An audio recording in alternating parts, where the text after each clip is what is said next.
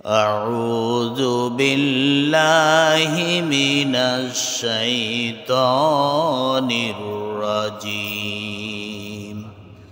بسم الله الرحمن الرحيم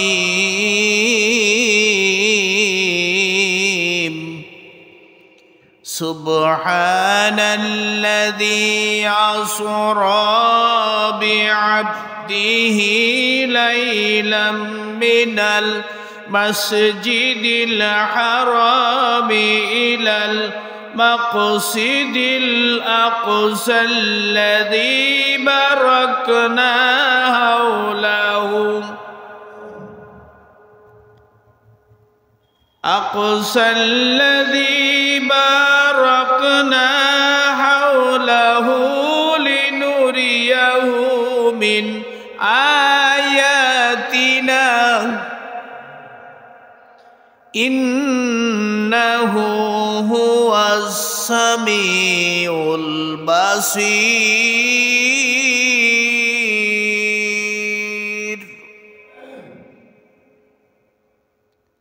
الحمد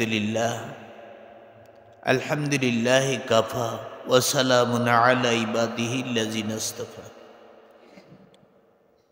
মহান আল্লাহ তাআলার দরবারে শুকর গুজার করছি যে আল্লাহ তাআলা আমাদেরকে রজব মাসের আজকে আমার দ্বিতীয় পর্বে যে আল্লাহ তাআলা দুনিয়াবি কাজকর্ম ফেলে রেখে দুনিয়ার ব্যবসা বাণিজ্য ফেলে রেখে যে আল্লাহ তাআলা মসজিদে আসার মতো তৌফিক দান করেছেন, সে আল্লাহর শুকরিয়ার্থে আমরা সবাই বলি আলহামদুলিল্লাহ। আরো জোরে বলি আলহামদুলিল্লাহ।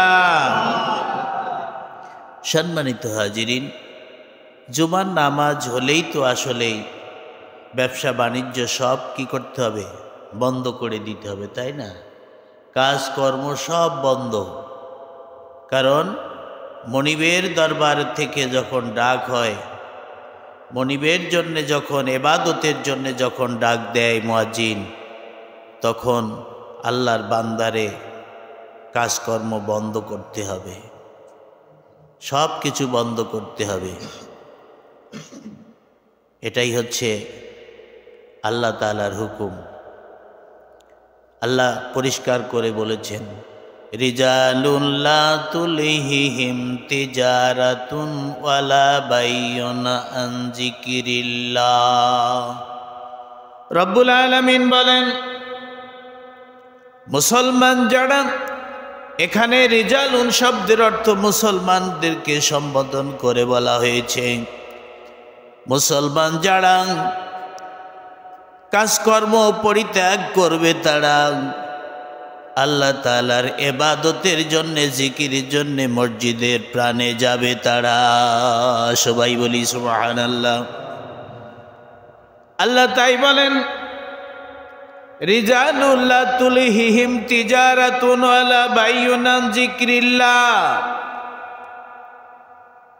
যারা মুসলমান ব্যবসা করুক আর বাণিজ্য করুক, তারা কি করবে? আল্লাহর জিকিরের জন্য মসজিদে চলে যাবে। ফাসাউ ইলা যিকিরিল্লাহি ওয়া যারুল বাইয়া। ব্যবসা ছেড়ে দিবেন, বাণিজ্য বন্ধ করবেন, বন্ধ করে আল্লাহর দরবারে সিজদা দেওয়ার জন্যে আল্লাহর মসজিদের প্রাণে দ্রুত গতিতে সাই করবে, মসজিদের প্রাণে চলবে, ব্যবসা বাণিজ্য সব বন্ধ করে। এটাই কার হুকুম? সবাই বলি কার হুকুম? আল্লাহর হুকুম। আল্লাহর হুকুম আমাদের সকলকে মানতেই হবে। মানব না যারা, মুনাফিক হব তারা, স্বীকার করব না যারা, কাফির হবে তারা। কথা ঠিক কিনা? এই জন্যে আল্লাহ রাব্বুল আলামিন তাই বলেছেন, জুমার আজান যখন দেওয়া হয়, আজানের সঙ্গে সঙ্গে মসজিদের প্রাণে চলে যেতে হবে। ওয়াজারুল বাইয়া, ব্যবসা ছেড়ে দিতে হবে। যালিকুম খায়রুল লাকুম ইন কুনতুম তা'লামুন, আল্লাহ বলেন তোমরা যদি জানো বুঝে এটাই তোমাদের জন্য হবে কল্যাণকর। সুবহানাল্লাহ। আমি আলোচনা যেটা করতে চাচ্ছি, আল্লাহ রাব্বুল আলামিন সূরা রজবের সূরা বানী ইসরাইল থেকে গত দিনেই ব্যাখ্যা করা হয়েছে। শুধু সুবহানাল্লাযী আল্লাহ তাআলা কেন উল্লেখ করলেন এখানে কত আল্লাহর নাম ঘোষণা আছে, কত সিফাতি নাম আছে, উল্লেখ না করে আল্লাহ তাআলা এখানে সুবহানাল্লাযী আসরা বিআবদিহি, সুবহানাল্লাহ এই জন্যেই আল্লাহ উল্লেখ করলেন যে এমন একটা ঘটনা, বিস্ময়কর ঘটনা আল্লাহ রাব্বুল আলামিন তার নবীর মাধ্যম দিয়ে সেই ঘটনা ঘটাবেন।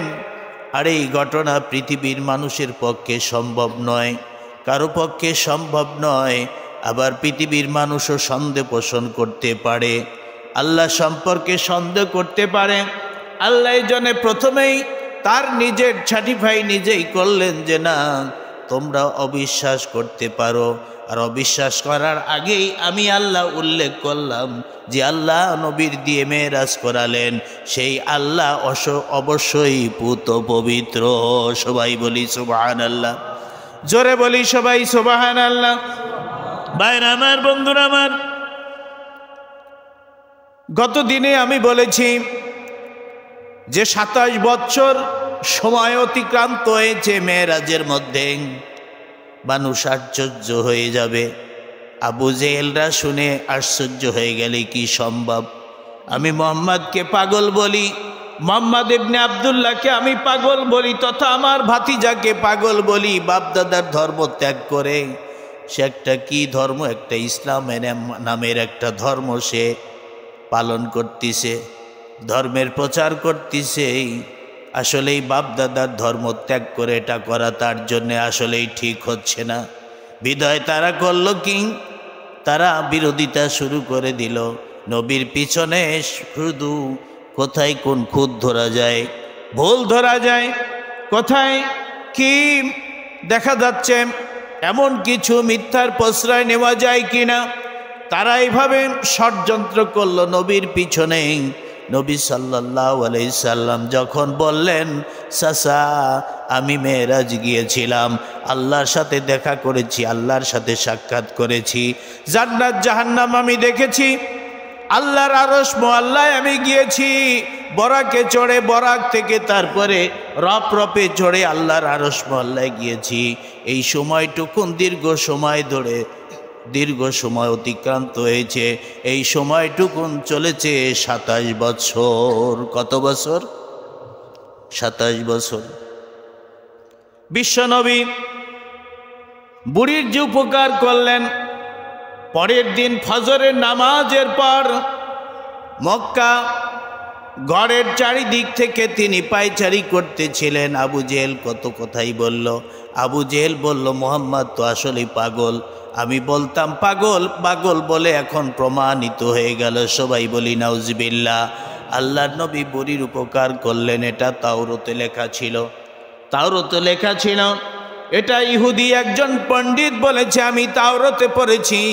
আর এই বাস্তবতার নিরীক্ষে তার পড়া, তাওরাত পড়া এবং বাস্তবে তিনি লক্ষ্য করলেন যে মিলে গেল,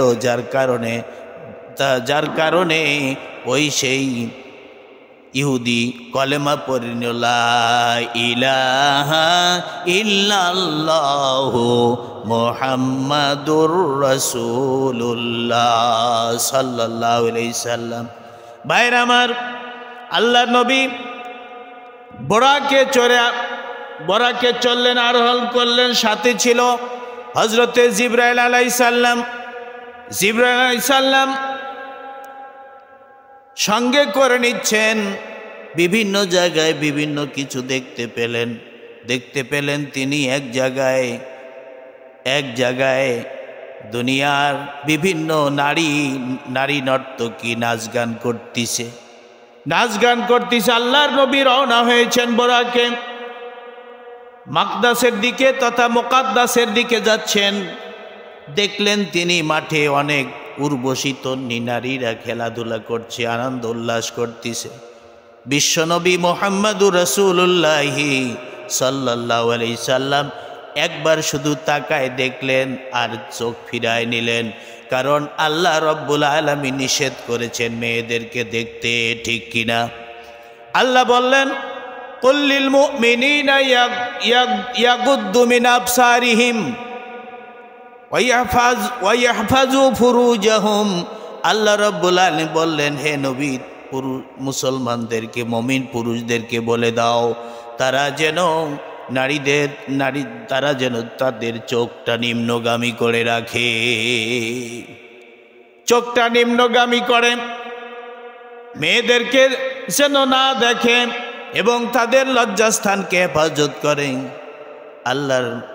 আল্লাহ নবী সাল্লাল্লাহু আলাইহি সাল্লামকে প্রশ্ন করলে তিনি বলেন যে একবার শুধু যদি চোখ পড়ে যায়, চোখ পড়ার সাথে সাথে চোখটাকে অন্যদিকে করতে হবে, চোখ দিয়ে দেখা যাবে না।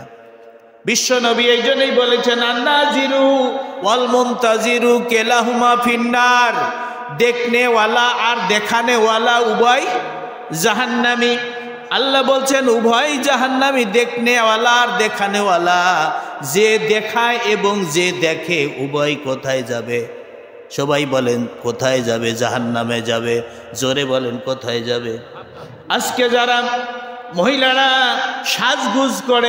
সাজগুজ করে পথে ঘাটে যারা পুরুষদেরকে দেখায় বেড়ায়, আর দায়ীসুরা যেহেতু জাহান্নামে যাবে, দায়ীসুরা যারা দেখায় তারা জাহান্নামে যাবে।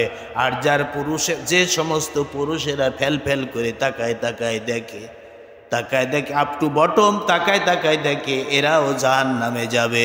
যেহেতু রাসূল বলেছেন, আন্নাজিরু ওয়াল মুনতাজিরু কেলাহুমা ফিন্নার।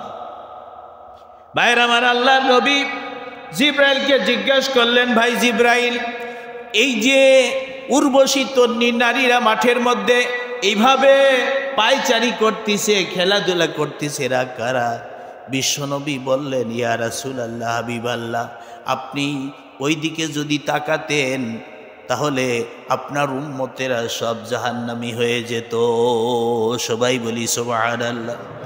আল্লাহর নবীকে বললেন জিবরাইল আলাইহিস সালাম, ইয়া রাসূলুল্লাহ, হাবিবাল্লাহ, এগুলো আসলে প্রকৃতপক্ষে মেয়ে না। এই উর্বশী তন্বী নারীদেরকে আপনি দেখছেন, আসলে উর্বশী তন্বী নারী না, এটা হচ্ছে দুনিয়ার আকর্ষণ।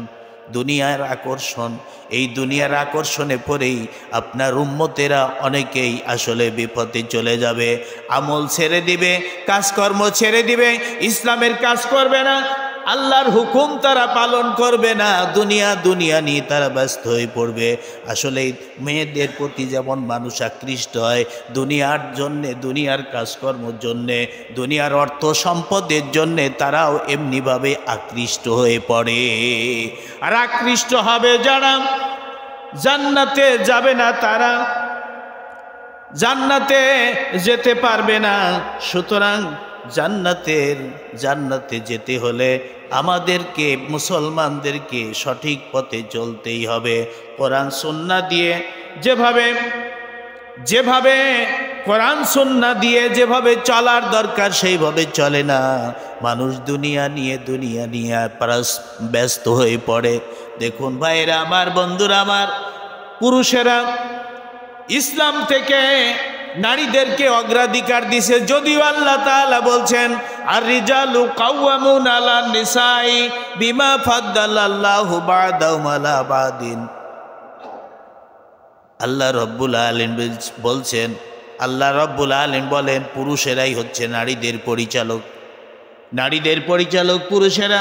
সেই পুরুষেরাই নারীদেরকে কন্ট্রোল করবে নারীদেরকে। আর নারী যারা সহি নারী, যারা শুদ্ধ নারী, যারা সৎ নারী, যারা নেককার সলিহীন নারী, তারা কি করবে? তারা স্বামীর অনুপস্থিতিতে স্বামীর রাখা মাল সম্পদ সংরক্ষণ করবে। এটাই নারীদের কাজ। কিন্তু পুরুষেরা যদি নারীদের পরিচালক না হয়ে নারীদের কথা মতে উঠবিশ করে, উঠা বসা করে, নারীদের কথা মতে চলে, নারীদের কথা অনুযায়ী চলায়, সংসার চলে, সেই চালানোটা যদি ইসলামের বিপত্তি হয়ে যায় তাহলে সেই পুরুষেরা অবশ্যই জাহান্নামী হবে। যে সমস্ত নারীদের পরিচালক হয় পুরুষেরা, ওই পুরুষেরা কিন্তু জান্নাতে যাবে না, জাহান্নামে যাবে। এই জন্যে খেয়াল রাখার দরকার। ভাইরা, এমন দিন, এমন সময় যাচ্ছে, আমাদের দীর্ঘদিন ধরেই অবস্থায় যাচ্ছে, নারীরা দেখবেন পুরুষেরা কাজে কর্মে চলে যায়, হাট বাজারে চলে যায়, আর নারীরা দেখে ভারতের সিরিয়াল। কথা ঠিক কিনা? ভারতের সিরিয়াল নিয়ে ব্যস্ত হয়ে পড়ে। এমনকি পুরুষের কথা পর্যন্ত শোনে না, পুরুষের কথা মানে না, বলে তুমি আর যাও, বাজারে যাও, দেরি করে আসো, আমি সিরিয়াল দেখবো। তুমি চা স্টলে চা খাও, রাত্রে চা খায় বসো, আমি সিরিয়াল দেখবো, আমি অমুক অমুক সিরিয়াল আমাকে দেখতেই হবে। ভারতের নাটক দেখা মানেই, ভারতের নাটকই মেয়েদেরকে উদ্বুদ্ধ করতেছে এবং সেইটা পার্শ্ব প্রতিক্রিয়া আমাদের দেশে পড়তেছে। একজন হয়ে কয়জন যে স্বামী গ্রহণ করতেছে তার কোনো ইয়াত্তা নাই। কথা ঠিক কিনা?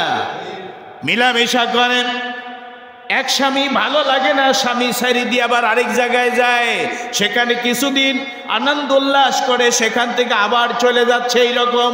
এর প্রথম কারণ হচ্ছে বাংলাদেশের মুসলিম নারীরা ভারতের সিরিয়াল দেখে এমনভাবে অভ্যস্ত হয়ে গেছে, এমন আকৃষ্ট হয়ে গেছে, সিরিয়াল দেখতে হবে, রাত 1টায় না, 8টায় না, 8:30টায় নয়, কয়টায় হয় জানি না আমি, ওই সিরিয়াল দেখার জন্যে ব্যস্ত হয়ে পড়ে।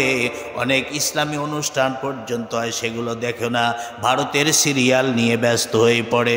ভাইয়ের আমার, বন্ধুরা আমার, যে সমস্ত মহিলারা ওই ভারতের সিরিয়াল নিয়ে ব্যস্ত থাকে, ওই ভারতের সিরিয়ালে কোনো চরিত্র শিক্ষা দেয় না, সৎ চরিত্র হওয়ার জন্যে নারীদের যে ভূমিকা সেইগুলো কিন্তু শিক্ষা দেওয়া হয় না, শিক্ষা দেওয়া হয় বিভিন্ন প্রেম কাহিনী। একই নারী কয়েকজন পুরুষের সাথে দেখা যাচ্ছে প্রেম বিনিময় করতেছে, এইরকম বিনিময় করতে করতে নারীরা শিখতেছে। ভারতের সিরিয়াল থেকে আমাদের দেশের নারীরা শিখে শিখে এক স্বামীর ভাত খাতে চাচ্ছে না, আরেক স্বামী ধরে, আরেক স্বামী ধরে, এইরকমভাবে নারীরা পর্যন্ত হয়ে যাচ্ছে তারা খারাপ, তাদের চরিত্র ঠিক হচ্ছে না, চরিত্র নাই তাদের। আর পুরুষেরা কিন্তু এদিক খেয়াল করে না, পুরুষেরা ভাবতিছে আমার স্ত্রী তো বাড়ি আছে, ভালোই আছে, কিন্তু স্ত্রী দেখে ডাকি সেদিকে খেয়াল করে না। এই জন্যে পুরুষদেরকে কিন্তু আল্লাহর দরবারে জবাবদিহি করতেই হবে। এই পুরুষেরা যদি ঠিকমতো পরিচালনা করে, নিশ্চয়ই পুরুষের কপালে কষ্ট আছে। কি আছে? কষ্ট আছে কি নাই? ভাইরা আমার, বন্ধুরা আমার, আল্লাহ রাব্বুল আলামিন যদিও বলেন জুয়িনা লিন-নাস হুব্বু শাওয়াওয়াতি মিনান নিসাই ওয়াল বানিনা ওয়া কানাতিরিল মুকান্তারাতি মিনাজ যাহাবি ওয়াল ফিদ্দাতি ওয়াল খাইলুল মুসাওয়ামাতি ওয়াল আনআমি ওয়াল হারসি যালিকা মাতাউল হায়াতিদ দুনিয়া ওয়াল্লাহু ইনদাহু হুসনুল মাআব। সবাই বলি আল্লাহু আকবার। রব্বুল আলামিন বলেন, এ মানুষেরা, দুনিয়ায় আকৃষ্ট হওয়ার জন্য কয়েকটা উপাদান তোমাদেরকে দিয়েছি। প্রথম হচ্ছে জুয়িনা লিন-নাস, মেয়ে মানুষের হচ্ছে ভালোবাসা, মেয়ে মানুষের আকর্ষণ। জুয়িনা লিন-নাস, আমি মেয়ে মানুষ পুরুষের কাছে আকর্ষণীয় করে দিয়েছি, আকর্ষণীয়, একেবারেই সুন্দর করে দিয়েছি, মন ভোলা আমি করে দিয়েছি। মেয়ে মানুষ, সর্বপ্রথম মেয়ে মানুষ আল্লাহ তাআলা পুরুষের জন্য আকর্ষণীয় করে দিয়েছেন। হুব্বু শাওয়াওয়াতি মিনান নিসাই, মেয়ে মানুষের ভালোবাসা। দেখবেন মেয়ে মানুষ যদি ভালো না হয়, নিশ্চয়ই স্বামী স্ত্রীর মধ্যে, স্ত্রী যদি ভালো না হয় সেই স্বামীর শান্তি নাই, ওই শান্তি তো থাকেই না, তারপরে সংসারে পর্যন্ত শান্তি পালায় যায়। কথা ঠিক কিনা?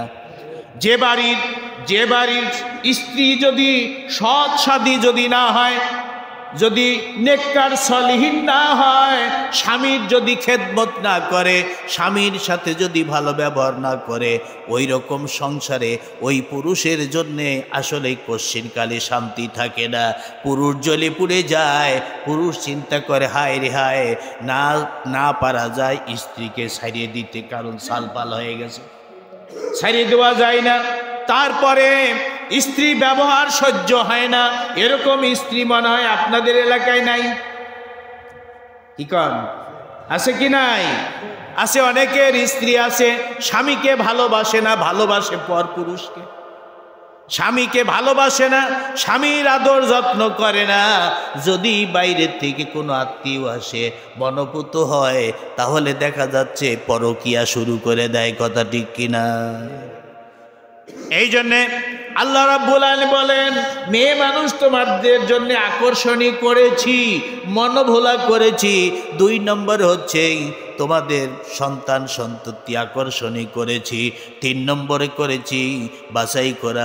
3 নম্বরে করেছি স্বর্ণ রূপার স্তূপ, টাকা পয়সা, অর্থ সম্পদ, সোনা রূপা ইত্যাদি ইত্যাদি।